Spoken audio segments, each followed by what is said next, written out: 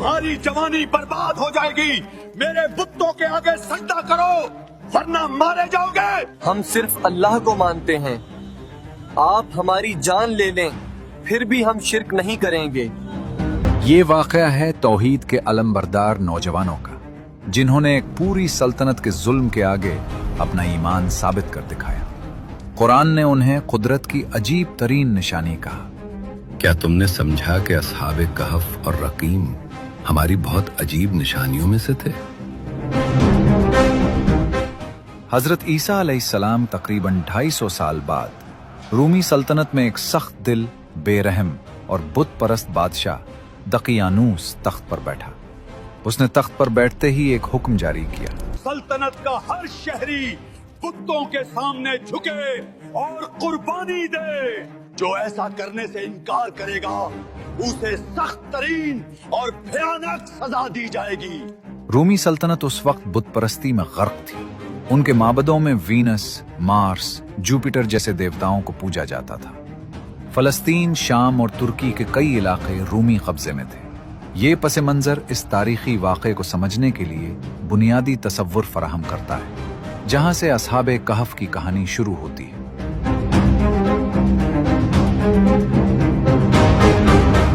उसी सल्तनत में चंद नौजवान रहते थे, बड़े शरीफ, मुअज़्ज़ज़ और नेक खानदानों के। वो सच्चे तौहीद परस्त थे। वो अल्लाह के सिवा किसी को नहीं मानते थे। एक दिन बादशाह ने शहर भर के लिए हुक्म दिया कि जश्न में सब लोग बुतों के सामने कुर्बानी दें। चलो भाइयों,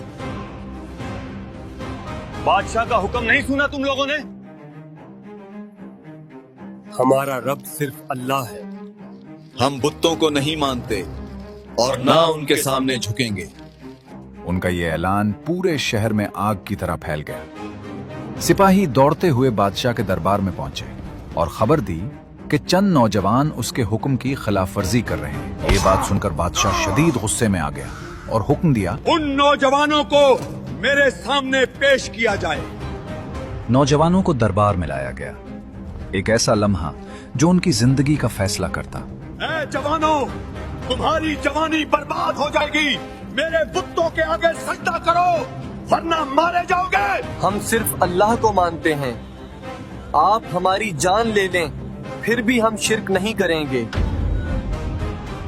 ये जवाब सुनकर बादशाह कांप उठा। उसने कहा, इन्हें कुछ मोहलत दे दो, शायद ये पलट आएं, वरना कत्ल कर देना। लेकिन नौजवानों ने इसी मोहलत को ईमान बचाने की खातिर हिजरत का जरिया बना लिया। वो खामोशी से शहर से निकले और पहाड़ों की तरफ सफर शुरू कर दिया। रास्ते में इन्हें एक चरवाहा मिला जो खुद भी तौहीद का अलंबरदार था और उसके पास एक कुत्ता भी था। चुनाचे चरवाहा भी इनके साथ शामिल हो गया और जब ये सब जाने लगे तो कुत्ता भी इनके पीछे चल दिया। लोग कहेंगे वो 3 थे, जान लो चौथा उनका कुत्ता था। और कुछ कहेंगे वो 5 थे, जान लो छठा उनका कुत्ता था। और कुछ कहेंगे वो 7 थे, जान लो 8वां उनका कुत्ता था। कह दो ये सब गैब में तीर चलाना है।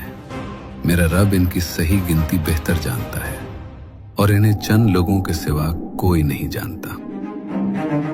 पहाड़ों के दरमियान चलते चलते ये लोग एक ऐसे पहाड़ तक पहुंचे जिसके अंदर एक कदीम, खामोश और महफूज गार मौजूद थी और वो उस गार में पनाह के इरादे से दाखिल हो गए। जब वो नौजवान गार में पनाह गुज़ीन हुए तो उन्होंने कहा, ऐ हमारे रब, हमें अपनी तरफ से रहमत अता फरमा और हमारे काम को सीधा कर दे। थकन ने उन्हें बेबस कर दिया और वो गार में लेट गए। फिर अल्लाह ने उन पर वो नींद तारी कर दी जो आम इंसान की नींद नहीं थी। यह अल्लाह की कुदरत से पैदा की गई तवील, महफूज, मौजज़ाती नींद थी। हमने गार में उनके कानों पर कई साल तक नींद तारी कर दी। तुम उन्हें जागता हुआ समझते मगर वो सो रहे होते और हम उन्हें दाएं और बाएं करवट तारी कर दी। तुम उन्हें जागता हुआ समझते मगर वो सो रहे होते और हम उन्हें दाएं और बाएं करवट दिलाते रहते। सूरज तुलू होता तो रोशनी दाएं तरफ मुड़ जाती, गुरूब होता तो बाएं तरफ हट जाती।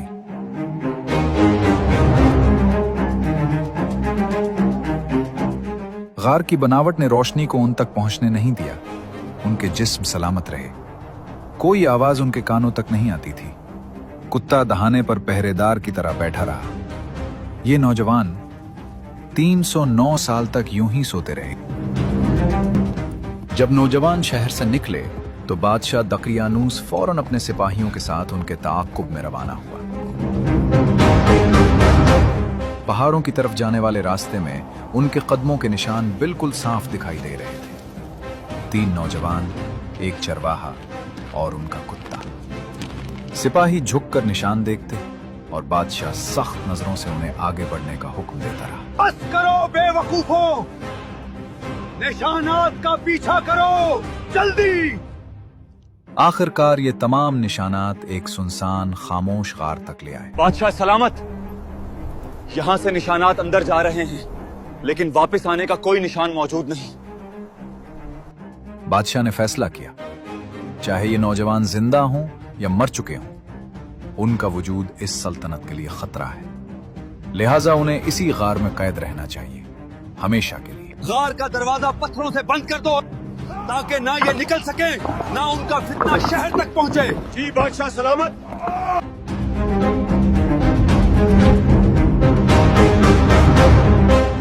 जब नौजवान गार में सो रहे थे, दिन, साल, दहाइयां और फिर सदियां गुजर गईं। दकियानूस मर गया।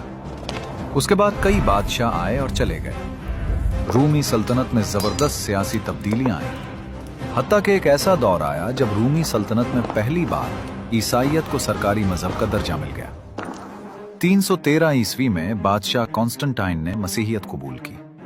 फिर जुल्म और तशद्दुद के वो तमाम कवानीन खत्म कर दिए गए जो दकियानूस के दौर में नाफिज थे। 380 ईस्वी तक पूरी रोमन एम्पायर ईसाइयों के जेर तसल्लुत आ गई। मगर दूसरी तरफ नौजवान अभी भी उसी गार में सो रहे थे। 100, 200 नहीं, 300 से जायद बरस।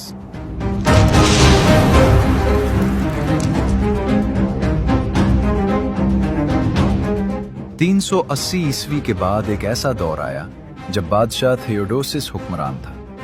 ये बादशाह नरम दिल और इंसाफ पसंद था, मगर उसके दौर में एक मसला पैदा हुआ। लोगों में ये वसवसा पैदा होने लगा कि मरने के बाद जिंदगी कैसे मुमकिन है। लोग कह रहे हैं कि मरने के बाद दोबारा जिंदगी मुमकिन नहीं। क्यों? अल्लाह तो कादिर है, फिर शक क्यों? लोग कहते हैं कोई निशानी चाहिए। ईसाई दुनिया में इस मौजू पर बहस फैल गई। बादशाह सख्त परेशान था। वो अल्लाह से दुआ करता था, ऐ खुदा, मेरे लोगों के दिलों से ये शक दूर कर दे। ऐ परवरदिगार, कोई निशानी जाहिर कर दे। उसी जमाने में एक चरवाहे ने उसी पहाड़ के पास अपनी बकरियों का बाड़ा बनाया। बाड़ा बनाने के लिए उसने चंद बड़े पत्थर वहां से उठा लिए और अचानक गार का दरवाजा खुल गया। रोशनी अंदर दाखिल हुई, हवा बदली और वो नौजवान जो 309 बरस से सो रहे थे जाग उठे। हम कितनी देर सोए रहे? शायद एक दिन या दिन का कुछ हिस्सा। हमारा रब बेहतर जानता है। उन्हें लगा कि शायद एक रात सोए हैं। उन्हें भूख महसूस हुई। उन्होंने फैसला किया कि एक शख्स शहर जाकर खाना लाए। सो उनमें से एक खाना लाने शहर के लिए निकल पड़ा। जैसे ही वो शहर पहुंचा, वो हैरत ज़दा रह गया।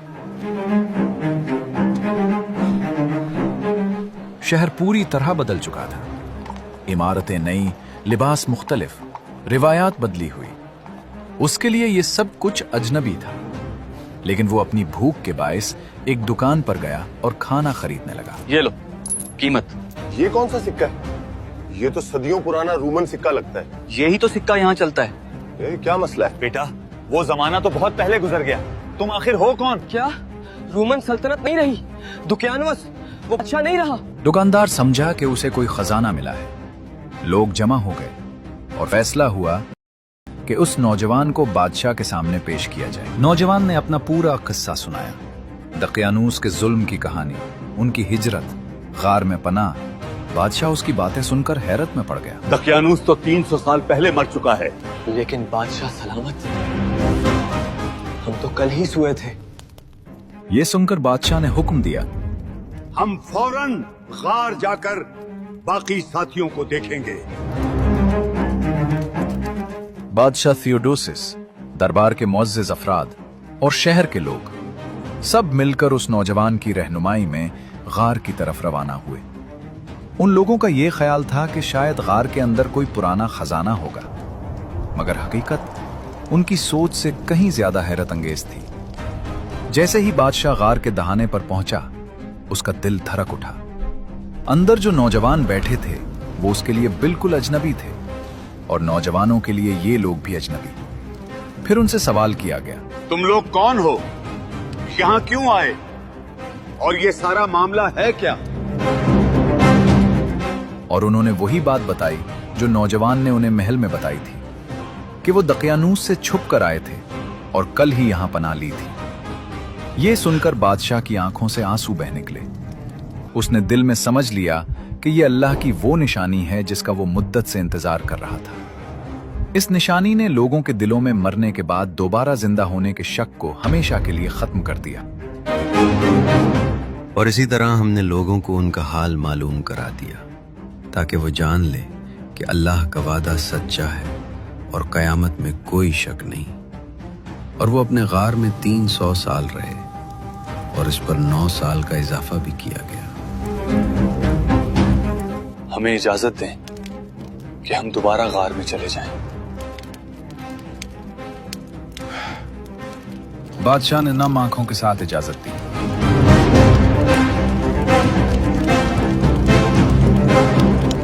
ये नौजवान वापस गार में दाखिल हुए और अल्लाह ने उन्हें अबद तक की नींद अता कर दी। वो गार ही उनकी आरामगाह और दुनिया के लिए ईमान की रोशन निशानी बन गई। तारीख में इस गार के मुकाम के बारे में मुख्तलिफ आरा मिलती हैं। कुछ मुअर्रिखीन के नजदीक गार उर्दुन में है, खास तौर पर रकीम के मुकाम पर, जबकि एक मजबूत राय यह भी है कि गार तुर्की में मौजूद है। वहां दकियानूस के बनवाए गए आसार और बाद में उस्मानी दौर में तामीर की गई मस्जिद आज भी मौजूद है। दुनिया भर से लोग इस मुकाम की जियारत के लिए आते हैं। ये जगह असहाबे कहफ का गार कहलाती है। साइंस कहती है कि कुछ जानदार हाइबरनेशन की कैफियत इख्तियार करते हैं, तवील मुद्दत तक बगैर खाए पिए अपने जिस्मानी निजाम को इंतहाई सुस्त कर लेते हैं। दुनिया में 2000 से ज्यादा जानदार ये सलाहियत रखते हैं। चमगादड़ ने 344 दिन तक हाइबरनेट किया, बगैर खुराक, बगैर हरकत, सिर्फ इंतहाई सुस्त दिल की धड़कन और कमजोर तनफ्फुस के साथ। इंसान के लिए ऐसा अमल नामुमकिन समझा जाता है, क्योंकि इंसान के जिस्म में मुसलसल एक ही करवट रहने से टिश्यूज कमजोर हो जाते हैं, जोर मुतासिर होते हैं। आंखें अगर मुसलसल बंद रहें तो बीनाई को नुकसान पहुंचता है, मुसलसल खुली रहें तो भी खतरा है। लेकिन कुरान कहता है अल्लाह ने उन नौजवानों को दाएं बाएं करवटें दिलवाएं और उनकी पलकों की हरकत ऐसी रख दी कि देखने वाले उन्हें जागता हुआ समझते। ये तमाम कैफियत साइंस के कवानीन से आगे अल्लाह की कुदरत की एक अजीम निशानी है। नबी करीम सल्लल्लाहु अलैहि वसल्लम ने फरमाया, जिसने सूरह कहफ की इब्तिदाई 10 आयात हिफ्ज कर ली वो दज्जाल के फितने से महफूज रहेगा। और दूसरी रिवायत में कुछ यूं मिलता है, जो शख्स जुमा के दिन सूरह कहफ पढ़े अल्लाह उसे पूरे हफ्ते के फितनों से महफूज रखता है। हजरत अली से भी एक कौल मनकूल है कि असहाबे कहफ के नाम अगर तावीज में रख लिए जाएं तो घर आग से महफूज रहता है और इंसान मुसीबतों से बच जाता है। वल्लाहु आलमु बिस्सवाब। असहाबे कहफ की ये दास्तान ईमान, यकीन, सब्र और अल्लाह पर एतमाद की एक लाजवाल मिसाल है। ये वाक़या सिर्फ माजी की कहानी नहीं, ये आज भी हमें याद दिलाता है कि जो अल्लाह पर भरोसा करे अल्लाह उसे अपनी खास हिफाजत में ले लेता है। अल्लाह हमें भी असहाबे कहफ जैसा मजबूत ईमान अता फरमाए। आमीन।